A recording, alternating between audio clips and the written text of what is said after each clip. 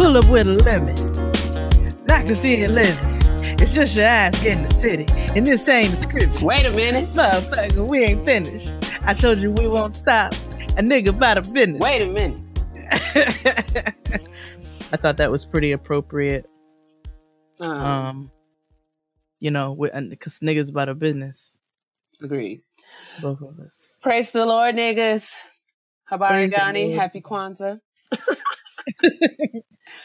Ujoma. Umoja. It's Emoja. Okay. That's what I said. All right, eventually. That's what you say, eventually. That's what I said, yeah. Welcome back, ladies and germs, to another episode of Getting Grown with Jade and Keia, where we discuss all things adulting. The triumphs, the tragedies, the tests, the trials, and the tuition. Indeed. The tuition that we have to pay, the taxes, all of the things that come with being an adult. Not an adult, but an adult. Because when you reach the tracks. The tracks. Indeed. I'm so glad that you brought that up. I think that that'll be funny when we read our shout out to my sis today. Absolutely. Sure indeed. But what's cracking? What's going on in your world, sis? How does it go? How goes it?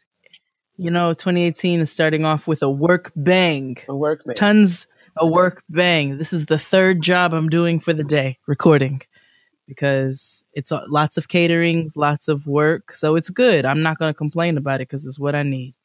Indeed. And I have 2 more jobs to do after we record, because what is sleep? Same.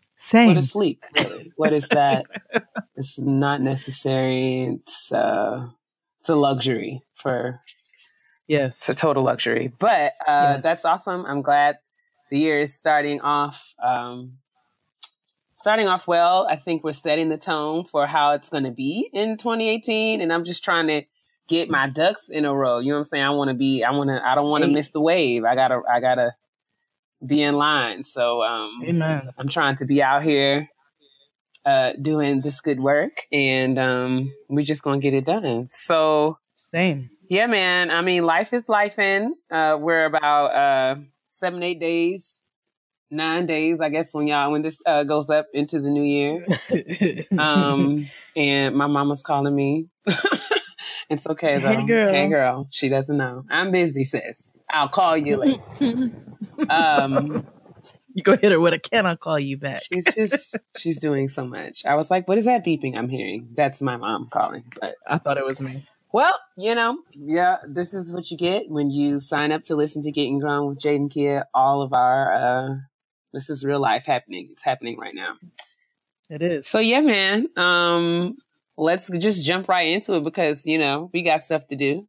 So I think the taking out the trash will be pretty simple. Because, if you're ready, it's just about, I'm ready. About 4 or 5 things, simple 1-line kind of synopsis. So evidently, all the people showed up to the Golden Globes in their finest funeral black.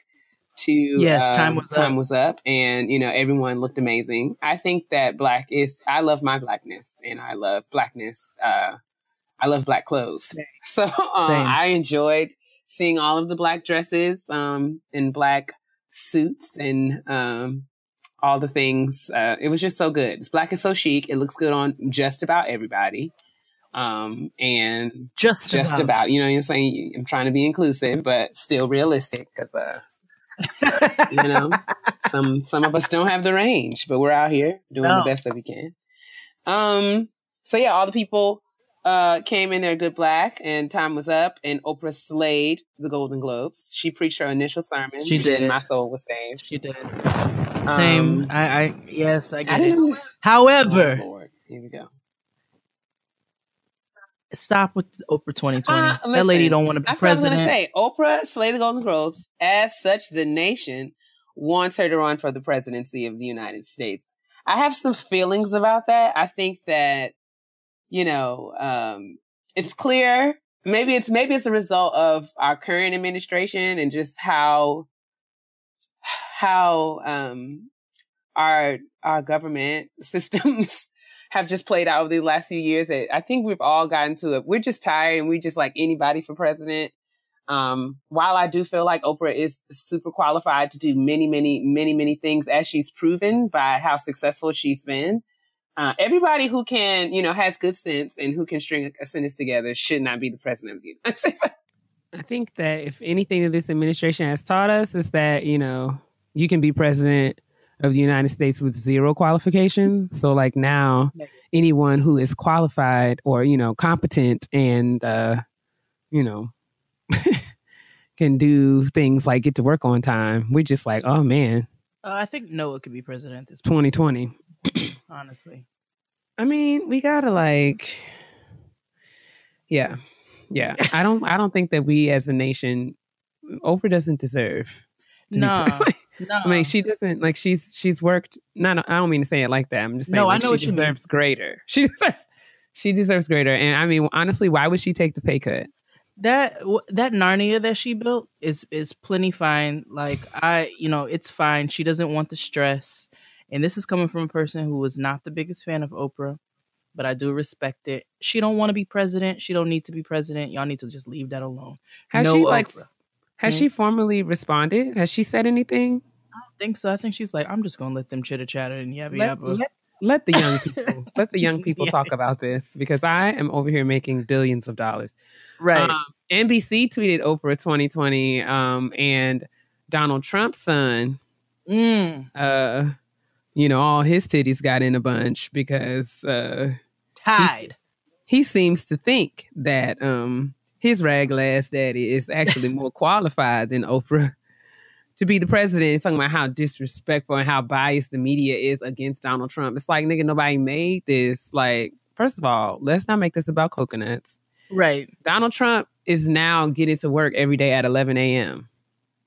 Because he got to get these tweets off. Because, he can't even get himself to work at 11 a.m.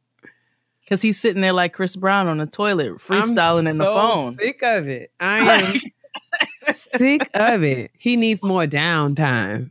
That nigga been, oh my God. Nigga, you've been downing since time started. Like, you ain't done shit. He goes to Florida. He's been on vacation like 19 times. He goes is it Mar-a-Lago? He goes there like once a month. Oh my God. Like every other week. Does nothing. He doesn't live in the White House. Nobody does. It's a desolate land. I don't even know why they got staff anymore. It is really something. That just shows you though that because he tried to say he was very sane. He tried to say that he was brilliant. He said not only am I very sane, but I am a genius. I was stunned, honestly. I said, but his son speaking up shows me that not only are y'all are all blessed, like it literally got passed down because none of you are in your right minds. Oh man! Shout out to he was at the Mercedes-Benz stadium in Atlanta. Mm-hmm. And he was booed upon arrival. And there's footage of him. There's footage of him while the national anthem is being played, and this Bama don't even know the words. Oh. He's like mouthing the national anthem. It's like, the national anthem is playing. Whatever song he's mouthing has not been determined as of yet. But it just blew my mind because I'm just like, this is the same man that came for Colin Kaepernick and the way that he chose to protest the murder of black men in this country. And you don't know the words to the song. You want to talk about upset about. You want to talk about disrespect to the military and to the nation and all this other stuff. The song is some bullshit, but you don't even know it. I mean. You don't even know it, my nigga. Like, you don't even know the words. You don't even know what you're mad about. And that goes to Dave Chappelle's point. I'm sure you didn't, but the Dave Chappelle specials that came out on Netflix. Haven't watched them yet just because I'm behind on my television in general, but it's on my to-do list. It's in the queue. That's how I know you're busy. That's how I know. What? But that's how I know you're busy. I'm just saying it's in the queue. It's in the queue. I'm behind on all programs. I'm watching like episode 3. We're like episode 8 or 9 in the season, and I'm on like episode 3. Well, okay, so I'm not going to give anything away, but he does speak about how outraged white people get and how easily outraged they get. And then he tells a very funny joke about how you can basically never mind. Anyway, watch the special. I will. Maybe I'll cut it on while I say cut it on. I'm so old. Maybe I will turn it on when I'm doing my work. Cut it off later tonight. I'm like, cut that thing off. Cut that light off. Cut that thing. Cut that music down. Cut it down right now. Making up all that noise. I was talking to my friend Tania today. Shout out to Tania. We were talking about how we are really old. We know that we're getting old because things like furniture stores and furniture and appliances really excite us. Excite you. She called me to tell me about this outlet that she went to. I think it was called At Home or something. It's out in Potomac Mills. It's out in Virginia. She literally called my phone and I could hear the glee. Like she was blissful in that place talking about how many, they have so many aisles of decorative pillows. And I was telling her about how the most exciting thing that happened to me during the Christmas break was this cordless vacuum cleaner that I purchased from Target. Ooh. Oh my God. It is amazing. A cordless vacuum cleaner? And it has a vacuum, it's a cordless vacuum cleaner. And then it has like a little detachment handy vac part. Bruh. What brand is that? Black & Decker. And I'm like, all the crumbs be damned. I've been vacuuming every 45 seconds in my house. It's really unreasonable. But it's cordless. You just plug it in and charge it up. It charges in like an hour. And then you can get right back to listen. Y'all know how I feel about vacuum lines. I've been in here getting my life. I love a vacuum line, but I don't have carpet. I just have a rug, and I literally keep a vacuum for the rug. It's so good. And I use it on the hard floors as well. But yes, adulting is real. And shout out to Bobby. Me and Bobby we were on FaceTime this week, and he was just fumbling around his house. I'm like, what's wrong, Bobby? He said, I can't find my pillbox. He said, that is old. He was like, oh, my vitamins in my pillbox. And I was laughing at him. I said, because I can't even really judge you because the whole top of my refrigerator is out here looking like Walgreens. I got every bottle, all the medications. I cleaned the top of my fridge. Oh, but I have so I went over to my friend Jasmine's house the other day and we literally sat there and looked at Pinterest pages and talked about how to save space in our living rooms. Listen. So I'm getting a whole revamp. PCE did a Secret Santa, and I had to call Crystal because I was like, we getting old because Crystal put a trash can on her wish list. I heard about her wish list. I screamed. XD told me about her wish list. I was like, this heifer. Yes. What did he say she put on there? A plunger? Like a bougie plunger. A bougie plunger. I mean, she was, and then I can't think of it's a wonderful brand. I can't think of it off the top of my head right now. But she was just like, girl, is this trash? Is it not amazing? I was like, it is nice. Ooh, I love it. And she already has a good trash can, so I know it has to be really good. I'm like, this is how we know. But these are the things that excite me. I know household items excite. I cannot wait. I'm sitting here planning every room in my house lately. And I am just beyond excited to get started. Me and my mother watched Fixer Upper and Property Brothers with like paper and pen. Property Brothers. I love watching those two greyhounds. They are the best. They look like two Doberman pinchers. They look like dogs in the face, but it's okay. They're nice. They're nice men. They are nice. They're not ugly. And they're not ugly dogs, but they have like an animal-esque quality to them. Some people like a long hound face. I used to fool with a guy, and my friend Leslie used to be like, "That nigga look like a reptile." And yes. And I was so angry with her because the next time I looked at him, I was like, "This nigga do got a lot of reptilian qualities." Yeah, like Carly Red. She looks like a python. Look at her straight on. Leave me alone. Straight on. She looks like or that snake from the Jungle Book. But anyway, okay. Yeah. Let's get into shout out to my sis. Let's do that right away. My sis is popping right now, like. Hola, hermana. That always takes me. That shout out to my sis always. That shout out to my sis in Spanish always just takes me right. ¿Qué pasa, hermana? Oh my God. Dora the Explorer, child, you win me. Mi hermana is popping. So, good night. Our shout out to my sis this week is actually a little different. Yeah, and I think it's just, I'm so sorry, I coughed. It's not my, I'm sorry. But yeah, this one just resonated with me. I thought that it was really represented the spirit of our program. So I wanted to share it with you because I believe that our listeners will agree. So do you want to read it or you want me to do it? You go ahead, sis. All right. Shout out to my sis. It's an email that we got from one of our beautiful supporters and listeners. She writes, ladies, first of all, I want to say how much I appreciate your show. Words cannot express how much life I get every single week from listening to your words of encouragement and abundant advice that navigates me to become a legit grown-ass woman. Hey. My shout out to my sis goes out to my girl. Let's call her SHEILA because I don't know her name. At the bus stop of CRENSHAW and is it Rosecrans? I think so. Rosecrans? I'm sorry. The citizens of Los Angeles, please forgive me. In LA. And yes, that is indeed the hood. The reason why I'm shouting out this sis is for a very simple yet prominent reason, because throughout our interaction, she became the Marlo to my Nene.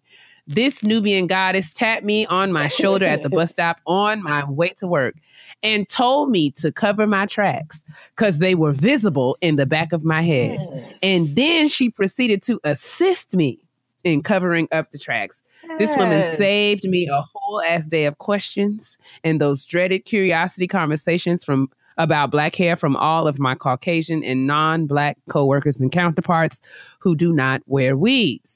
I work in Santa Monica, and yes, I am the only chocolate thing up in there.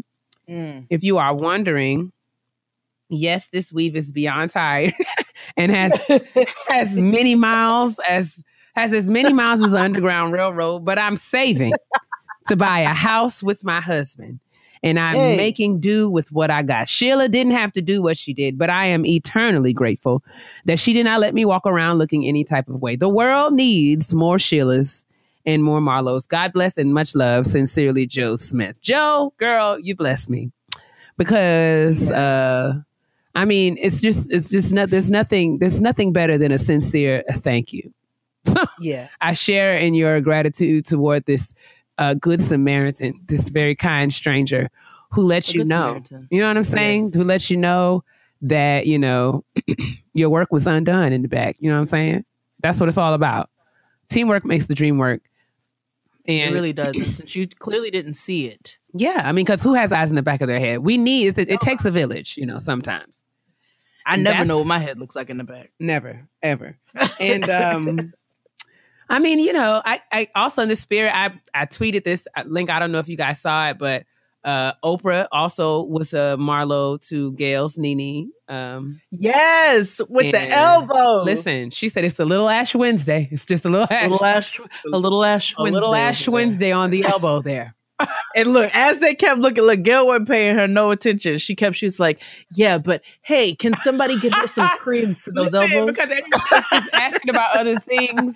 Her glasses. Gail's talking about glasses. She's talking about, like, I just don't. And she was like, I can't eat a raisin. How tight her dress was. Talking about Spanx. I can only bend down this far. Listen, and Oprah was like, those elbows. Hey, Derek, somebody, please. Don't forget. We cannot have them talking about Gail's ashy elbows on the red carpet. I know that's right. Bevy Smith is not coming for us. Not on my watch. And you know she would. She would. So, Joe Smith, thank you so much for writing.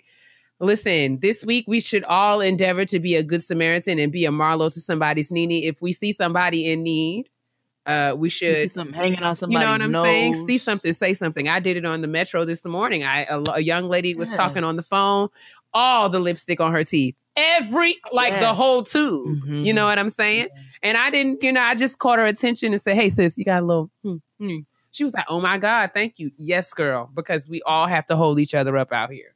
I'm glad you said that like that. That's another thing. It's one thing to Marlo somebody, but when we use Marlo as a pillar of an example, of taking care of our sisters now, because Marlo didn't go, Nene, girl, your weave is falling. Marlo quietly fixed it. So let that be a lesson to us. Listen, you don't have to call anybody out. You know what I'm saying? No. Because I think about if it was me, like, I would want somebody to tell me I got lipstick on my teeth. Right.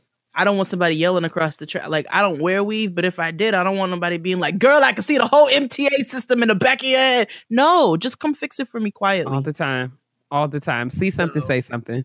So that was, I just thought that next week, shout out to my sis doesn't have to be the same thing all the time. We're shouting out sisters doing amazing work. And this good stranger, this awesome Good Samaritan is doing awesome work in Los Angeles. She is out here protecting other women from the questions of and the confusion of white coworkers who don't understand. We salute you, SHEILA. Thank you, SHEILA. We speak your name. We speak your name. All right. Kitchen table talk time. Gather around the tables, good girlfriends, beloveds, and guy friends. All friends. Friends. This is for everybody. Listen, however you identify, you're welcome here. And you can tell everybody.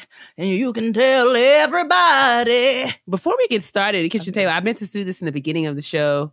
Not a part of taking out the trash, because this is the furthest thing from trash. But I just want to let you all know that Anita Baker is has announced her farewell tour. And I have prayed about it, and I believe that the Lord is going to allow me to be in the place. And I've already decided that I'm going to bring a golden hot flat iron to the show. Golden hot curling iron. And wave it in the air like you just don't care. I gotta find my old crimp iron. I still have. I believe if I search long enough, I can find a 1-inch golden hot, a 1-inch barrel golden hot curling iron. I'm pretty sure. I think I can find one. I'm pretty sure. But you just got to have it. You just got to have it for me. Maybe we should make that a thing. I think everybody who goes and listens to the show should go, if you have the means, obviously. Go take your $15.99 and go purchase a golden hot if you can find it in the hood. Just wave it in the air. Wave it and take a picture and hashtag must it. Let Auntie Anita know that we are here. Praise the Lord. Yes. We must let her know that we are here and that we appreciate her life and her legacy and the great work that she's done in the earth. You know what I'm saying? We respect it. I'm going to hold it by the cord and wave it around like a Petey Pablo t-shirt. And no. You have You're going to hurt somebody. You're going to hurt somebody. I'll do it high. I'll hold it the way people should hold their umbrellas. I'm going to wave mine. Especially during giving you the best that I got. Yes.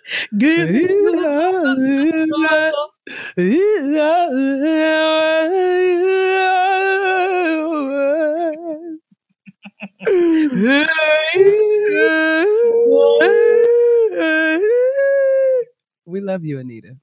We do so much. And I'm going to weep openly. All in good fun. Oh my God. I might get me a foam finger. Like, I'm going out. I might get me a foam flat iron. I'm just gonna stand squarely in my auntie status. I'm wearing a fanny pack. It's going down up. Some push socks. I'm gonna get me a Marcel iron, and you know the way that the old hair just clickety. Oh, you gonna put it on your belt? They like spin it around real quick. Gotta spin it around. You got to have. I'm gonna have a pack of cigarettes. I'm not gonna light or smoke any of them, but I just feel like I need to carry them with me. Yes. It's just so much. We should go together. We just got to see when these dates come out, but I'm down. 4 flats. We should. We have to bring Dustin, because Me and Dustin have already talked about how we are going to be sliding across the floor. Yes. We might have to electric slide like we did in Sante's room in Barbados. Like, oh, man. We got to make this a thing. We all going together. Like, fuck it. That's it. It's done. So excited. I'm wearing a Figaro chain and I'm wearing a harem Figaro chain and a fanny pack, and I might get me a wig, gold rings on my fingers. I'm going. Yeah, let's do it. No, it's gonna be an event. Show live. All right, let's get down to business. The kitchen table today. Are you snacking on anything? That's the first order of business. I'm actually starving. No, I'm actually really hungry. Sorry about this coffee. Listen, sis, it's the season. 'Tis the season. Listen, it is wintering all outside right now as we speak.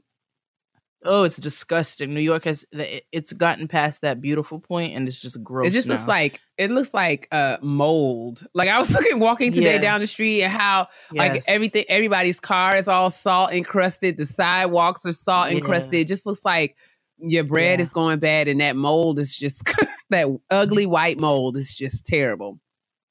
Oh no, ours is black. It's black mold actually, and we got those phantom puddles. So you be thinking it's just like some dirt, and it'd be a whole puddle of slush. Awful.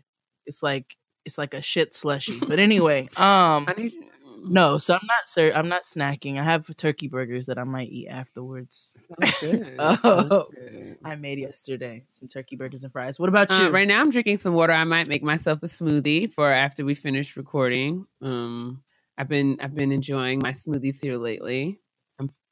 Man, it's a good time. It's a good time. Today at the kitchen table talk. We're gonna at the kitchen table. We are going to talk. Come on. Advice overload. Sometimes we just feel inundated. Have you ever felt inundated with information? From people who they're well intentioned, but sometimes the advice is just, it gets to be a bit much. I think as we navigate adulting, we're often faced with super tough decisions, right? So naturally getting advice and insight and wisdom and counsel, it seems like a necessary and responsible step to take. But sometimes that information can be too much. And especially when, in the age of status updates and tweets and all kinds of social media, opinions are literally everywhere. And a lot of times we find ourselves receiving advice that we didn't necessarily ask for. Right. So like, and you know what they say about opinions. Every single body. Everyone. That's right. Has one. Sis, I thought that you might be able to, like, this would resonate with you. Shout out to Fran. Every time I say resonate, I think of Fran. I know. I felt like this would resonate with you as a mom because, all the time people tend to tell parents how to parent because of the way that they were parented or the way that they actually parented their children. So yeah, do you have any personal experiences with advice, too much advice, unsolicited advice that you would want to share with the people on today?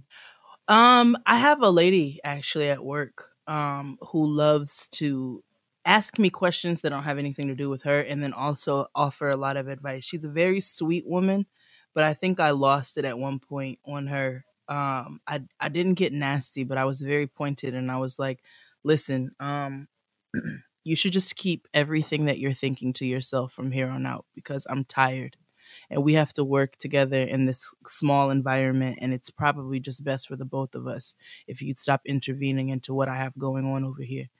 And I made her cry. Got to the point where I made her cry. And I had to take her into the conference room and be like, listen, I'm sorry you're crying. I had to give her a white woman apology because I wasn't really sorry for anything that I did or said. But I'm sorry you're crying. But, this is just what it is. Like, we can't be over here always up in each other's business, always telling somebody how they need to do something. That shit gets frustrating. And then like you brought out as a parent, especially when you're a new parent, people love to tell you what you need to be doing or what you don't need to be doing. I've had multiple times where no one might have a cough and somebody will say, she needs to go to the emergency room. No, she doesn't. She doesn't need to go to the emergency room. And if I felt like she needed to, if she had a particular temperature, if she's gone through all the steps that when I need advice, I ask for it. You know what I'm saying? So it's not to say that I know everything, but it gets to be super overwhelming when people are constantly telling you how you should be doing something. What about you? I can definitely speak from personal experience when it comes to advice and unsolicited advice and too much advice in general. I think I've dealt with this as it relates to my professional life because I think a quality of a good mentor is to be able to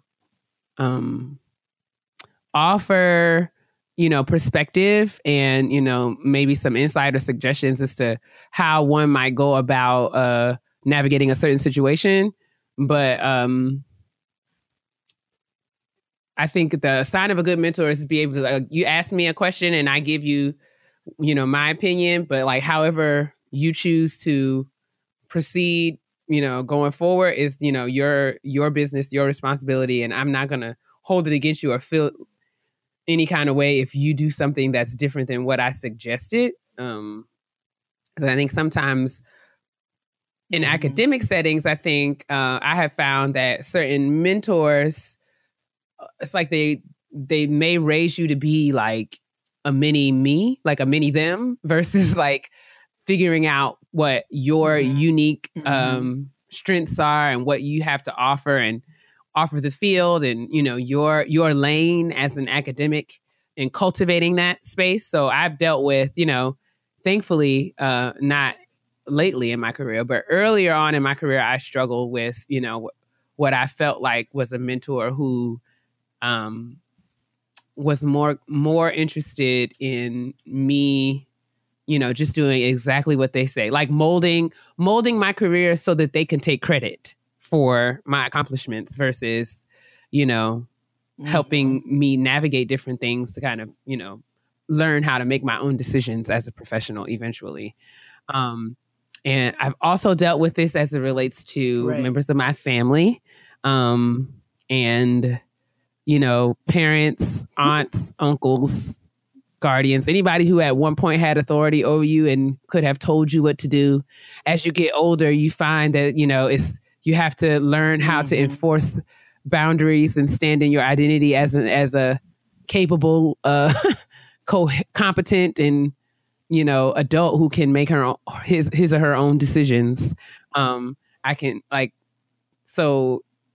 good example of this is, y'all know that I lost my car in August and I was inundated with all kinds of phone calls from concerned family members and friends who was like, what you gonna do now? And, if I said I didn't know, and sometimes if I didn't say I didn't know, it was like, well, this is what you should do. And then they would talk about all the things that they learned when they have had, this similar situations and, what kind of car I should get and, whether or not I should own or lease, whether it should be new or used. Everybody had a strategy. This is how much you should put down. This is the kind of interest rate you want.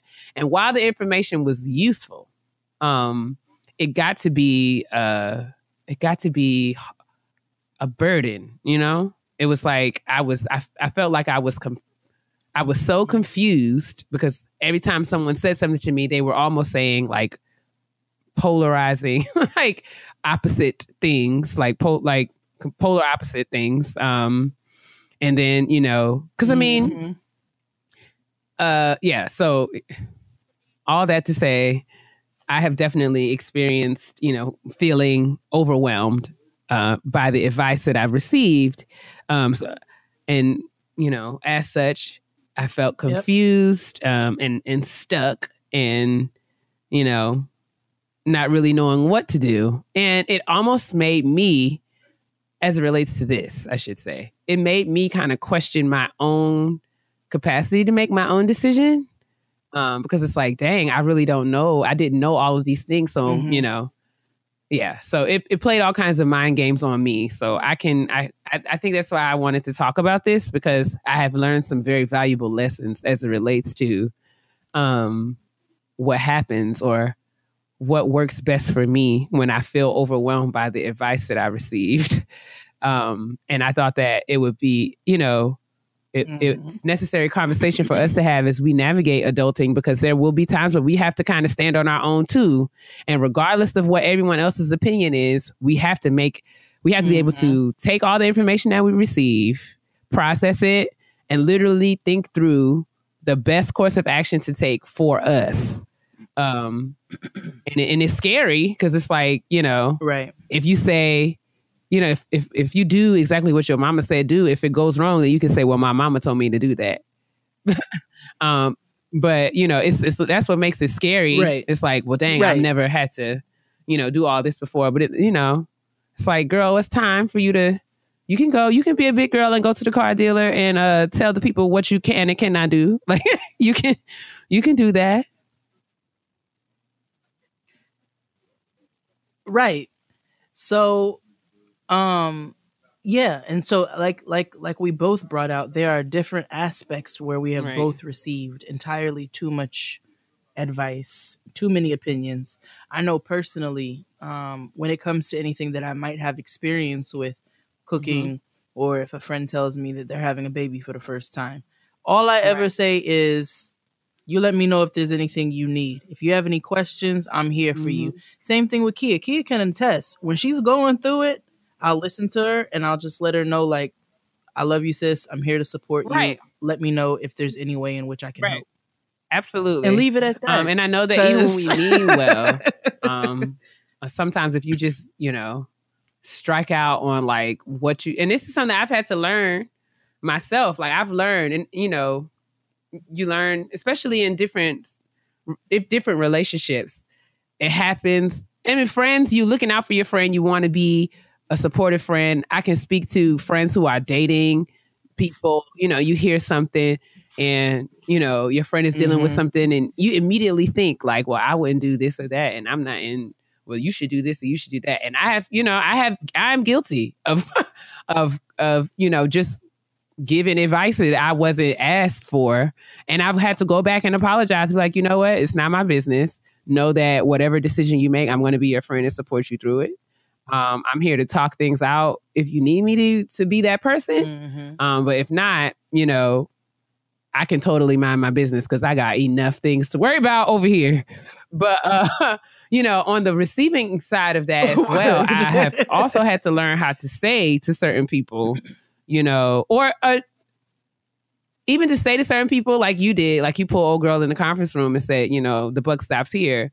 But some people, it in terms of negotiating when that may or may not be a productive conversation, you just got, sometimes it's just a matter of, stepping your fallback game up. My fallback game is mean. Okay. I want the Saints to know I'm a disappearing act. Y'all better ask Terry McMillan. Honey, I will be ghost. And you know what I'm saying? I know how to mind my business. And if there is a boundary in the friendship that I feel like even after I've communicated that, this is a boundary for me. And if you don't respect that, then I know that it's then my responsibility to, operate within the dynamics of our relationship in a way that suits my needs. So I know how to be like, all right, I'm out. And it's not even like I am, completely ghosting you. Like I don't answer your phone calls or whatever, but it's just a matter of sometimes there's some space that's needed in order for people to, navigate and process and deal with things as they need to.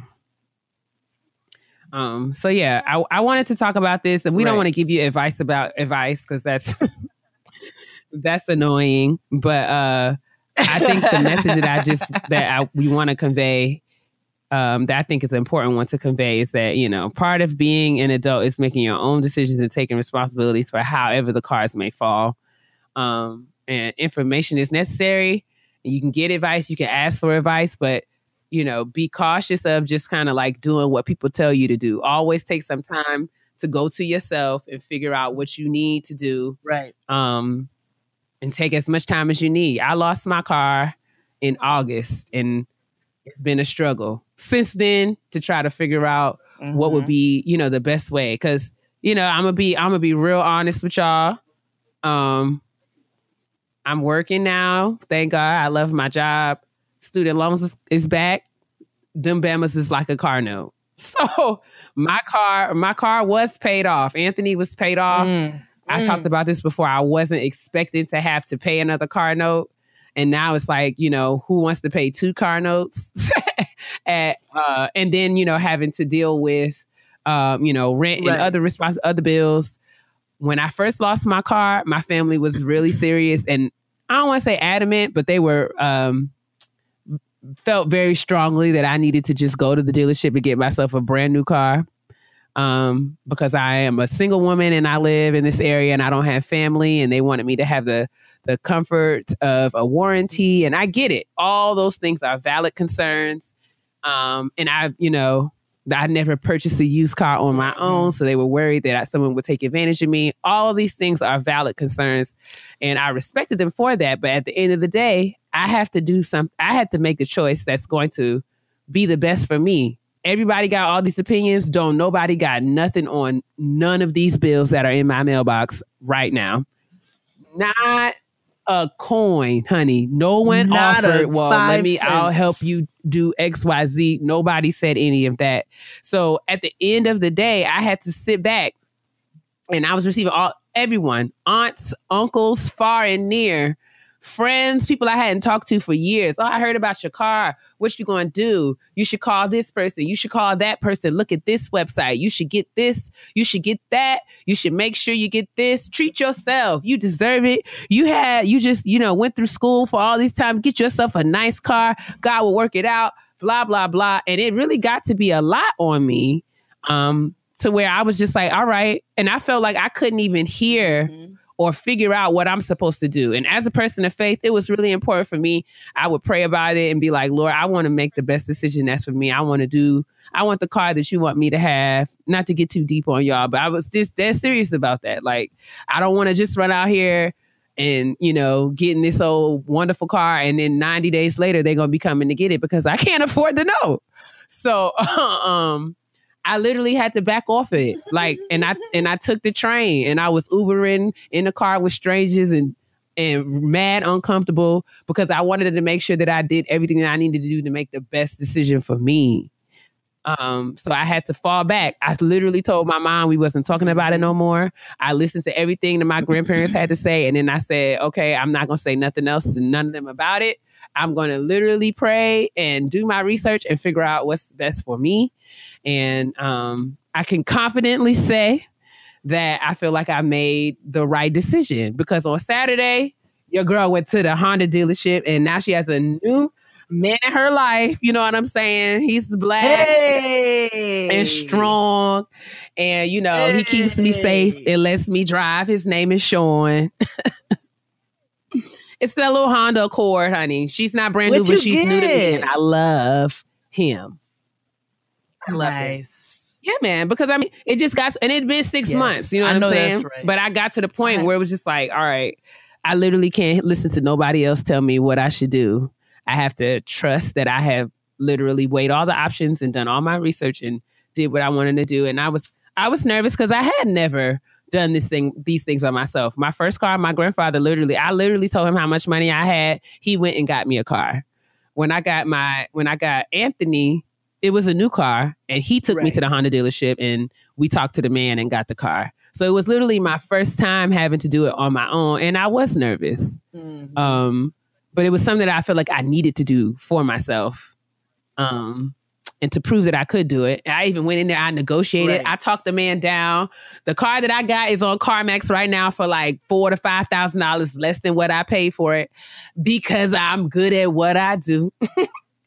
But yeah, all of that is water under the bridge. I just wanted that experience really kind of charged me up to have this conversation, because advice will cripple you. It will. And Keisha brought up a good point, because I mentioned this to her when I was on the phone with her before we started recording. It's like some of us get stuck in that place of like collecting information. And it's like, oh, I'm still praying about it. I'm still doing this. And, we just stalling because we don't want to move our feet. And it's so many things too. I mentioned briefly, just even with motherhood, people always telling you what you need to be doing as far as how to raise your child, and it comes into play with what you should be feeding them, breastfeeding versus formula feeding, how to dress them, how to discipline them, doctor, how to dress them. Man, listen, how to discipline them. That's such a big one.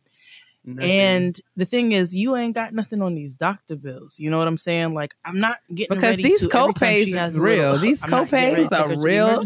My sister's a pediatric nurse. Yo, on top of that, that's time off work. Like, y'all ain't taking her to the doctor. That's time off work. That's all. That's so many things that you have to factor in to make sure. And you want to make sure that you're taking the best care of your child.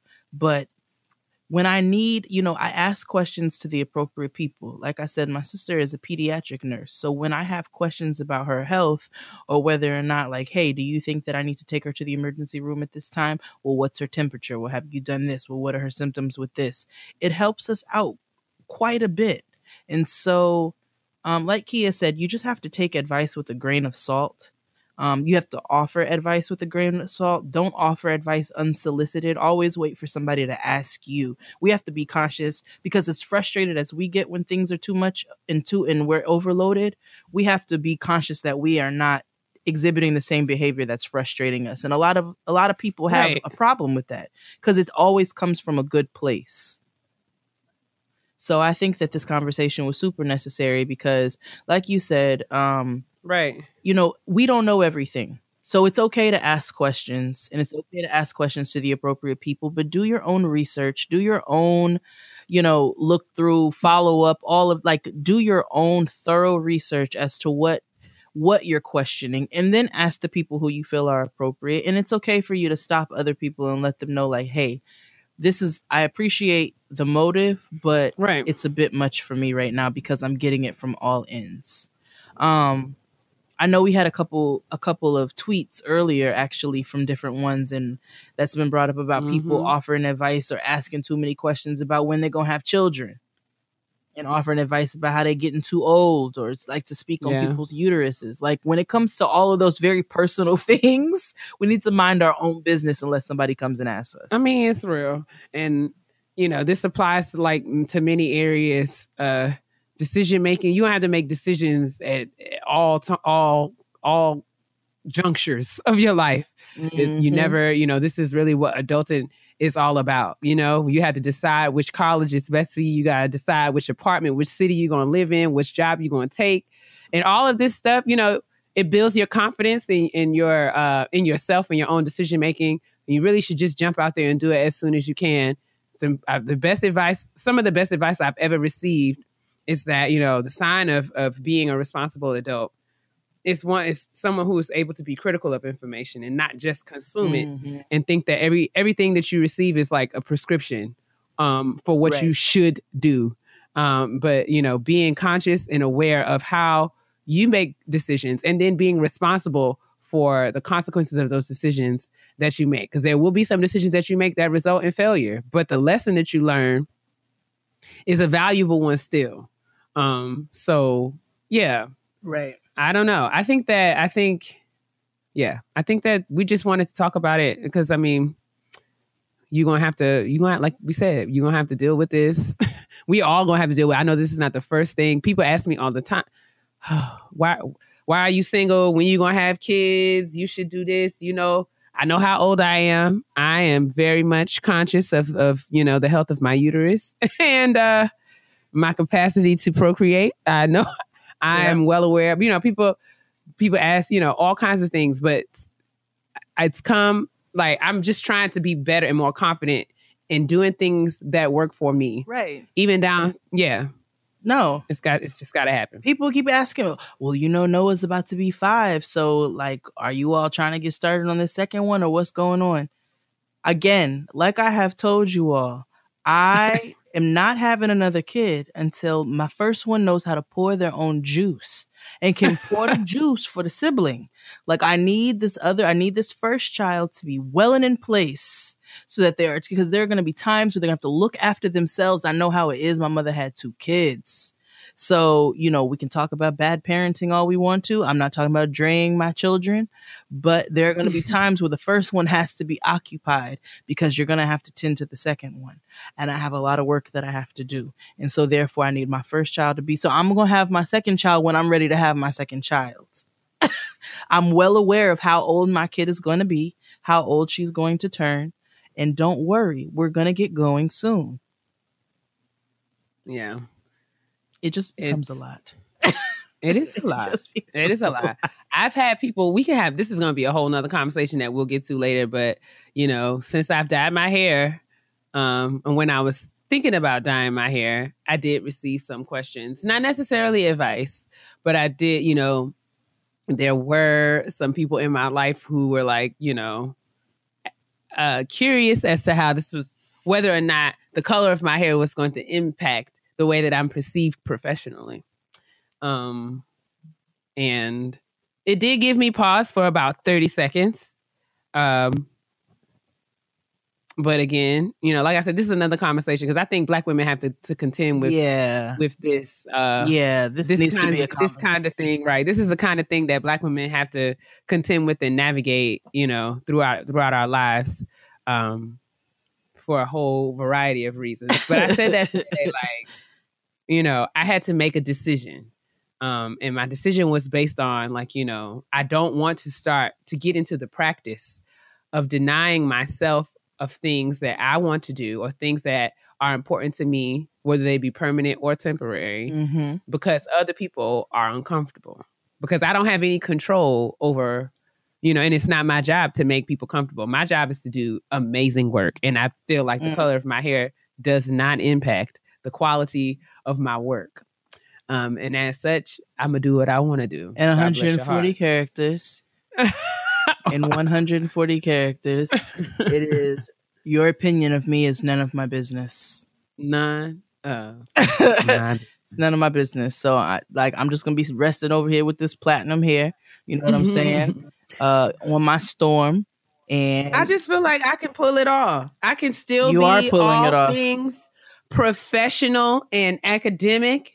I don't feel like it changes anything. It doesn't seep into your brain. It's not affecting the type of work that you're producing, how you speak, none of that. So outside of that, I think you guys can just mind your business, honestly. And I don't even really think it's hood. It's not hood. It's fashion forward. It's chic. I'm giving the girls Tabitha coffee, honey. Get in. Yes. But yes, I love Tabitha. You gotta wear all black and have that platinum hair forever. Me, what I want to do. That's what I would like to do. That's how I see myself. I'm the Tabitha coffee of academia.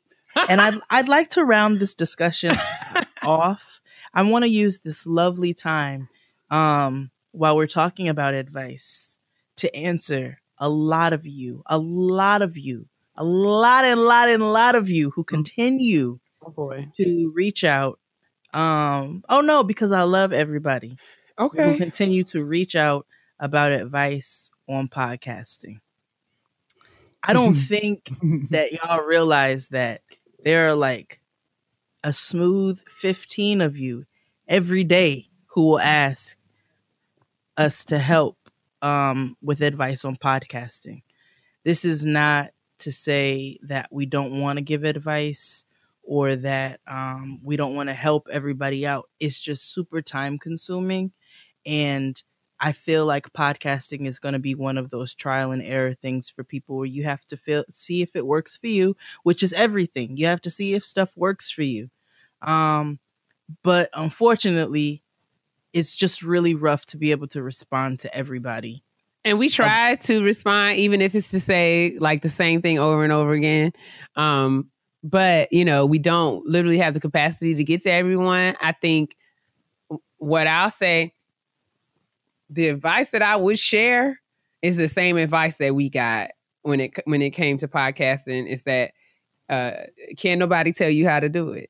So no, they can't. Because it has to be authentic to who you are as a person. Exactly. And so this show is really like live and direct. It's Jade and Keia. This is how we talk on a day-to-day basis. If we was on FaceTime with no microphones, if there was no nothing was being recorded, this is how our conversation would naturally be. Right.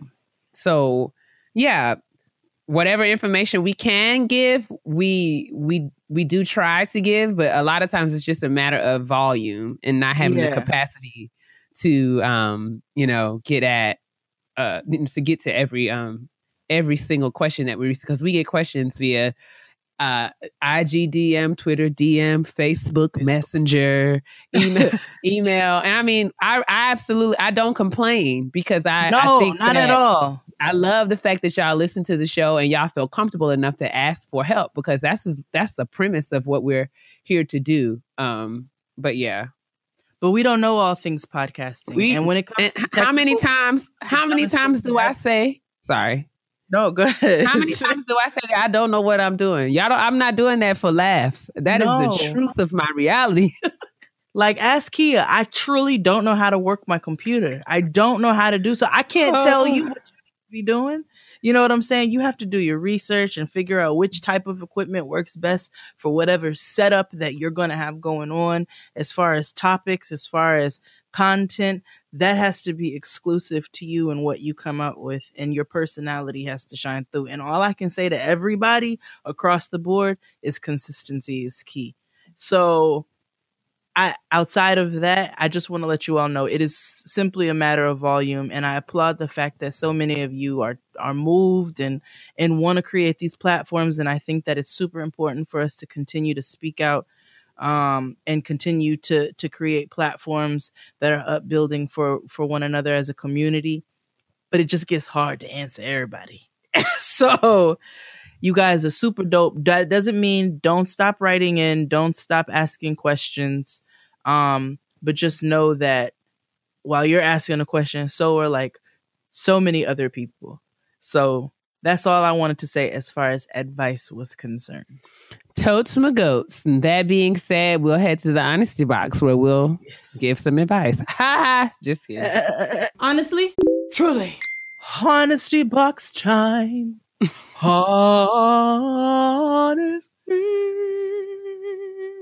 box. I thought you were going to do Ace Ventura.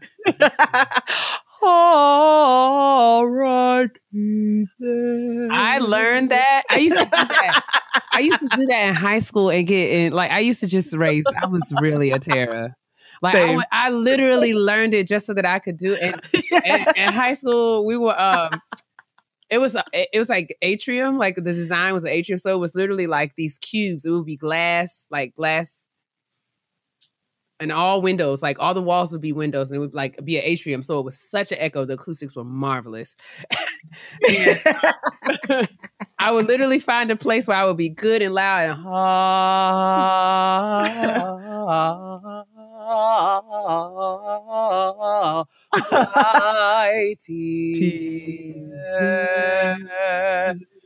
I would get so much trouble. My administrators would be like, funniest, so most problematic movie. Yeah. And me and my friend Serena did The Little Mermaid. Which one? Keep singing. Yes, we would totally do it. She would be at the top of the stairs like, keep singing.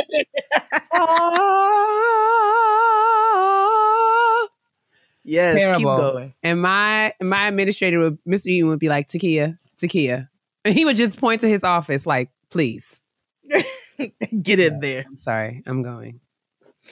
Good times. That was me. Trolling in school was the best. Yeah, man. I was such a troll, and I was such a class clown and raising so much hell. And then I would like be on an honor roll. All my friends would be like, but how? I'd be like, because I'll go home and do my homework. Because I do my work now. Me clowning ain't got shit to do with what's getting done. Rhonda is not here for any C's. She will bust me upside my face. Y'all can clown if you want to, but I'm not clowning when it comes to these papers. Certainly not. All right, sis, you want to read the honesty box or me? Okay, I can read. Okay, read. Honesty box this week. Hey, Jade and Keia, I just want to say that your podcast gives me life and I love what you do. You are an inspiration to the highest degree. Aw. Thank you, girl. So precious. Let me spin you at a tale and get right to it. All right. I'm a 24-year-old 5th grade teacher that still lives at home with my parents. Okay. I'm stacking my coins so that I can move out one day. There are serious pros, but even more cons. Specifically, my parents, mostly my mom, feel like I'm trying to isolate myself from them when I'm not in the same room as them. I have told them on multiple occasions that it's not personal. I see you every day, but I really want me time. What did I do that for? Now it's a whole bunch of passive-aggressive comments every time I come home, like, are you going to bless us with your presence tonight? Or when I do join them, it's been 84 years. Glad you could make it. I respect my parents, so I never sass them. But in the theater of my mind, I'm like, I am a whole grown woman. Come on. I don't need your side comments or your shade. Let me go to my room and leave me alone. I haven't reached my savings. goal yet, but I can't take much more of my parents' pettiness. Should I just pack up and leave now, or should I grin and bear all the comments from my parents? Sincerely, distressed homebody. Oh. All right, DH. I don't feel like your parents are going to stop being petty, whether you leave or you don't. So when I say that, I mean, like, even if you were to move out, when you do go over there, they still going to be petty. So they're still going to have their little comments and things like that. I think a lot of times it's learning when to pick your battles and like, and investing your energy where you want to. You don't have to me, you don't have to justify, or your parents don't have to sign off on your decision to have me time. No. And this is why the Lord gave us doors to close. Hallelujah. So it's just a matter of, you know what I'm saying? If you need to go in your room, I feel like if you ignore them, they'll eventually stop because they're like, oh, she's not going to respond. She's not going to pay attention, or they won't. But ignore them. I think you win by ignoring them. And it don't have to be disrespectful. It don't have to be like, ugh, I pay my parents dust. But it's like certain conversations you're not willing to have. Right. And if you've had a long day and you just need to go and you need to just take some time for a minute, especially since y'all are up in each other's faces because you live in the same house, they got to be okay with that. So you got to let whatever comments that they make roll off your back. Like, that's real. And if it really, really bothers you, like it really bothers you, and it's hard for you to get the capacity to let it roll off your back, then maybe you need to have one conversation and then from there figure out how to let it roll off your back by letting them know, listen, I love y'all, and sometimes I want to kick it and sometimes I just want to go kick it in my room, and I just need y'all to just chill out, like chill out on the comments, chill out on the pettiness. My love for you is not lost. It's not that big of a deal. You know what I'm saying? I am a grown woman who lives at home with her parents. Like, think about where you were when you were my age and what you want to be doing, and try to show me a little mercy. And if you could have a very pointed conversation like that, or you could totally just ignore it. I just feel like it's yeah. I would probably say something like, okay, when I cut my hair short, I told y'all my family had like a little bit of a meltdown, right? Mm-hmm. I talked about this at Typing Fast and Taking Care. So this time when I cut it short again, I knew I was going home for Christmas. I did think about, oh God, they're going to feel this way. I'm going to deal with these comments. I literally called and was just like, hey guys, I called my mother and was like, sis, I cut my hair again. I wanted to. I like my hair short. It's what works best for my life right now. I know that you like my hair longer, but I like it short. I don't want this to be a conversation that we have. You know what I'm saying? I don't want me having short hair to ruin Christmas. So I'm letting you know beforehand that it's short. And that's just it. Like, we don't have to talk about it no more. Like, right. I think, and I did so respectively. I didn't curse. I didn't tell my mother. I didn't, it wasn't about me reading her or, it didn't even come to that. I had a very adult conversation. Like, so this is what I wanted to do. I did it. I'm happy with my decision. And it's done. Like, and then when I was like, the hair is, this cut off my head, swept up off the floor and in the trash. It's not coming back. So it's done. So we don't need to talk about it. We don't need to talk about it no more. So you could, like, I don't know. Your parents better than we do. So if that's not a route you can take, if you don't feel like that would be a productive conversation, then totally disregard this. But if you do feel like, it may be as easy as saying, Mom, like I told you before, when I come home, I like to decompress and have my time for myself. This is not about me not wanting to kick it with y'all. It's not about me not loving y'all. I just like to have my space. And it's no love lost. And I know that you like to make your little comments, but you don't have to do it. Because I'm not necessary. Like, if you're doing this in effort to get me to stop going in my room when I come home from work, it's not gonna work. So right. And I'm sorry. No, you can say I'm going to ignore you. I'm going if you say it, like, it's not gonna change anything. I'm still going to kiss you on your forehead and say goodnight and go to my room and mind my business. Like, that's it. Love you. We all have had to have, or will have to have conversations with our parents that we don't necessarily want to. I had to recently deal with my parents, as grown and married. They decided that they were going to go to DC. And they're like, hey, we'd love to see our grandchild. Why don't you guys come down to DC for a couple days since you're off? Well, girl, that takes a whole lot of planning. And this was just really last minute and I can't do it. And I kept telling them I would try to make it work. And I was trying to finagle schedules and this and that. It costs $80 in tolls back and forth to drive to DC in New York. At least. It costs $16, $17 just to get back in New York from Jersey. You know what I'm saying? So you're spending at least $80 in tolls. You got gas. Plus that's time rounding up your family, packing, just preparing. And I finally had to tell them like, yo, I can't do it. I can't. And they gave me some grief about it. I just can't fade it. I can't do it. And my mom was, well, I was going to pay for your tolls. And I'm like, but it's not just about the tolls, Ma. Like, it's everything. Like, it's, and you didn't lead with that. But I got to prepare my family. We have to pack up and prepare the house and do this and that. And it takes time. And that's also this long in the car. And you guys are not right in the heart of DC. You're way out in Virginia. So that's another additional time for us to drive. Like, it's just a whole thing. And I kind of want to just take my time on my break and be happy that I don't have to commute back and forth to work, let alone commute to Virginia.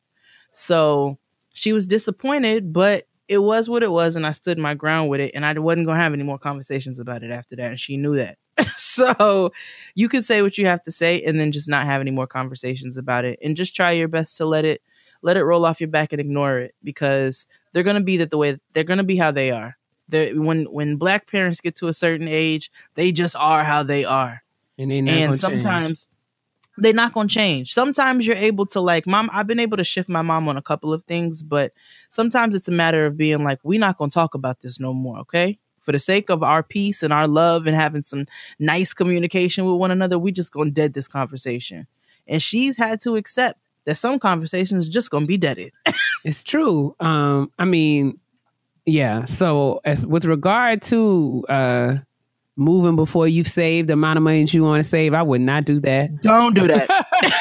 I would not do that. I know we talked about advice.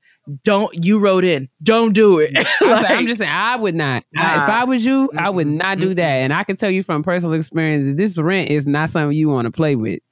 Girl, and it's not just rent. It's everything that comes along with it. Listen. It's utilities. It's you're going to be taking care of all your own food. I guarantee you that your parents pay for a good amount of groceries that you're eating in that crib. Not saying that you don't buy your own, but when you get totally out on your own, you are responsible for your whole being.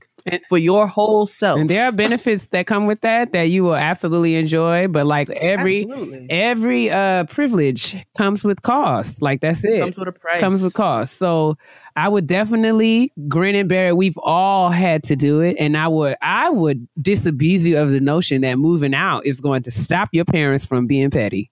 Because I'm here to tell you that it's not going to stop. It never stops. It's going to be manifested in different ways. But honey, if you can bear it for however long you need to save the money that you need to save, I would do that. Yeah, if I were you, I'm on board with that 100%. Do not do anything prematurely because you're going to regret that exponentially. It'll be much easier for you to let some shit roll off your back or tell somebody to leave you the hell alone than it is for you to be out there prematurely taking care of financial responsibilities that will impact whether or not you sleep in a box or sleep in an apartment. Listen, sis. Or sleep in an apartment with no lights. I was definitely living at my grandparents' house when I was 24. I've been on my own for a very long time. So I'm coming from a different perspective. Yeah. Don't do it. That's what I'm saying. Like, and I was able to stack a good amount of paper so that when I think I was 26 when I moved out. Woo, 26 when you moved out? I had been living out for a while at that point. I'm not saying, well, I was in school for most of that. Right. And I wish that I would have lived at home while I was in school, and I wish I would have lived at home for a larger chunk than what I did. While we were talking about advice, one of the worst pieces of advice I went through like a whole bunch of stuff, and my friends were like, move to Oklahoma, like just get out and leave and just move somewhere where you don't know anybody and blah, blah, blah. And I just did, not even thinking about it. And it was the worst 4.5 months of my life. Got a good job, lived a lavish life because the cost of living is 2 cents there. But I was miserable. But you learn things, and the experience is still valuable. But yeah, always. So yeah. So sis, I hope that that's helpful. Let us know how things work out. But we're just offering our insights and perspectives. Again, take our advice with a grain of salt and do what works best for you. Yes. Season your food the way that you like to eat it. You know what I'm saying? Eat the meat and spit out the bones. That's it. That is it. So, did you see the update? I'm not the update. I'm sorry. Did you see the a follow-up email? I'm sorry. While we're in the Honesty Box segment, the follow-up email that we got to the Honesty Box from last week. I didn't, but you want to read it? Sure. Why not? Or let me see. Oh Lord. Okay. I'd have to find it, and that's just a lot of time. All right. So we'll update it. We'll have an update for next week. Yeah, we'll do that next week. I'll be sure to pull it out. But let's move on to the petty peeves. And I want to be very responsible of the things I say to my sister. Because everybody know I can be real petty. P-E to the T-T-Y, honey. Petty peeves. So that one was Ace Ventura, not Shanita. I'm actually going to read a petty peeve from a listener this week. Praise the Lord, niggas. I love saying that, by the way. Me too. Praise him. Okay, so I have a petty peeve that I've been meaning to write in for a long time. I don't remember hearing this one on the show yet, so hopefully no one beat me to it. Anyway, maybe I'm just a terrible person, but I cannot stand Go off when people stand too close to me in the checkout line. Like, girl, ma'am, sir, little boy, little girl, I really need you to get... You back up off of me. I'm aware that I probably have a larger personal bubble than most people. However, nigga, if I feel your body heat, if I can hear you breathing, if I can smell you or your breath, you're doing the absolute most, and I need you to exit my bubble immediately. You inching up behind me is not going to make the line move any faster. And when I inch up to get away from you, stop inching up behind me again. I'm trying to get away from your ass and you steady rolling up on me. Woo, my goodness, my blood pressure. Seriously, though, am I alone? Absolutely not, because I read this all in my own voice. How are people so comfortable being so close to strangers? I've been taking kickboxing classes lately, and I really be standing there imagining myself taking them down. Your girl be ready to literally throw an elbow. Jesus, keep me near the cross. Love y'all. Keep me. It's a precious fountain. I cannot stand when people. I mean, I guess it's no secret that I have no problem speaking about things that are making me uncomfortable, but I will turn around and tell somebody like, yo, you gotta stop, back up just a little bit because you're too close. Like, it doesn't make anything move faster. Why do people stand so close to people? God, on the train when there are mad seats and people come and sit right next to you. Like, I can't stand it. Or they come and they even when it's crowded, but they come and they breathe right up on your ear like they're whispering sweet nothing. I can't stand it. So this personal petty peeve, this resonated with me. Shout out to Fran. This resonated with me like nobody's business. Thank you for this. That is my petty peeve this week. All right. I have a petty peeve that is from my personal. This is one of my own personal petty peeves. Okay. If you are a man who is trying to date me, do not ask me why I am single. If you do that, I'm going to say something offensive that's going to hurt your feelings probably. And then because of niggas like you, like I'm going to turn it around and make it your responsibility. Or like, I'm not like, because I'm frustrated by that question because I don't know what kind of answer, like what expectation, like what is it? Right. What is if I want to ask the person who asked, like guys who ask that question, what is it that you're looking for a woman to say? Are you flip it back on are them. you waiting for me to out myself? Like, you know, I'm not single because I'm single because I have these issues. Like, what do you want me to say?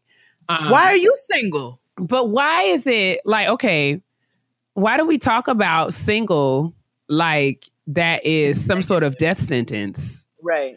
Or it's not something like, you know, I'm not single by choice. It's why do we assume, you know, It's because something's wrong. It's because something happened. That's what, no. It annoys me. It annoys me. And it's a quick way for me. I mean, if you want to get blocked by me, that's a quick way. That is the fastest way for you to get blocked by me. Ask me why I'm still single. So like I'm saying, like I'm looking at you like I'm trying to figure out how you single. Like why? I had a man ask me last week why I'm not married. Oh my God. I just need to know why you're not married. What's your problem? You crazy or something? Nigga, walk away from me. It's not legal for me to marry myself yet. Walk away from me. Walk away from me. I can't. Niggas, and you know what? When niggas ask dumb questions, they get surprised when you like bark at them. I didn't or even. When niggas, yes, they do. They're like stunned because to them it's not a dumb question. But he was totally, when he asked me, he said, "Okay, why are you single?" I was like, "I don't like nobody." He was like, "You don't like me?" I was like, "Well, not now, nigga. No, I don't actually. Actually, you blew it. Kablooey. Yeah. Like you just by asking me that dumbass question. I didn't ask you why you single. And again, why does it have to be associated? A lot of men are single. Yes, there are men who want to be in relationships, but a lot of men are single because they choose to be. They're not ready to be married yet. They're enjoying their single life. Why is it for a woman, if a woman is single, there's something wrong? How come women can't choose to be single as well? Why can't it be something that we bask in? Don't all me. I'm not like, you know what I'm saying? Like, yes, I'm not opposed. I'm not anti-relationship. Like, cuz I like a variety of dicks and I'm not ready to settle on one yet. That's why I'm still single. Just say something outlandish. Listen, of our male listeners, if you are out there and you can offer me some insight and perspective into why that question is constantly asked, I'm curious. I'm literally curious. I would love to know why would you ask me that? Because when I say why would you ask me that, it's immediately like, oh, defensive, like blah blah blah. I'm here. I can't. No, I'm good on that. I'm completely good on that. And no, I don't get asked that question, obviously, but I'm super annoyed by it. So that's my petty peeve. I'm saying to people, y'all gotta stop. Yeah. Don't ask that question. If there's any men who listen to this, don't ask that question. Don't ask me that question specifically. Please. Right. Please. But don't ask anybody that question. Like take it out of your vocabulary. All of that. Like take the whole throw the whole question away. Throw the whole question away. And stop equaling being single with something negative. Yeah, I mean, I'm working. Like I'm busy. I'm booked. I'm out here. I'm busy and booked. I got things that I'm working on, and dating is cool. I'm not anti-dating, but I'm not out in terms of priority, in terms of, I go on dates. I do things. I do all kinds of fun things, but I'm not sitting here waiting for a relationship. I got a life to live, my dude. Word. And I'm out here, and my phone is not dry. God bless you. It's not. I know you're looking at me like, oh, bless your heart. It's not. I'm good. No. It's mad unsolicited dick in these DMs. This dick I ain't even asked for. Oh my God. You're out. How about that? Don't send me no dick pictures. No, I'm not saying send dick pictures either, because that's another thing you need to take off your. Throw the whole dick away. The whole dick away. In the garbage, like how my daddy say. My dad don't say garbage. He says garbage. Throw it in the garbage. Garbage. That is garbage. Every time you think about sending a dick picture, a puppy dies. Remember that. Can't you just hear Sarah McLachlan singing in the background? In the arms of the angel. Every time you whip that thing out and you get ready to send this to somebody, Sarah McLachlan is singing. So put it away. Put that thing up. Like how put it up. Cut it off. Put it up. Put that up. Cut it out. Put that up. Please. Don't nobody put that up. Put that up. Put it away. Oh, that's enough. That's the end, ladies and gentlemen. That's we the have end. done Yes. so much on today. Thank you Yeah, all so, for listening. What were you going to say? Yes. So make sure you're sending your honesty box questions, your petty peeves, and your kitchen table talk suggestions to gettinggrownpodcast@gmail.com. And continue to drink your water. Mind your business. Stay moisturized because your black will absolutely crack if it's dry. And put your dick away. Son, did you know somebody got a t-shirt? Did you see it? We was tagged on Instagram. No, I Somebody need got to see that. a mind your business moisturizer. Oh, yes, I did. Thieving ass thieves. That's all right, though. You heard it here first. It's fine. If somebody comes out with a Praise the Lord nigga shirt, though, I'm fighting. Listen, shoulders I'm clap. fighting. But it's fine. What? Physically. It's fine. Anyway, have a blessed week. We are ridiculous. Bye.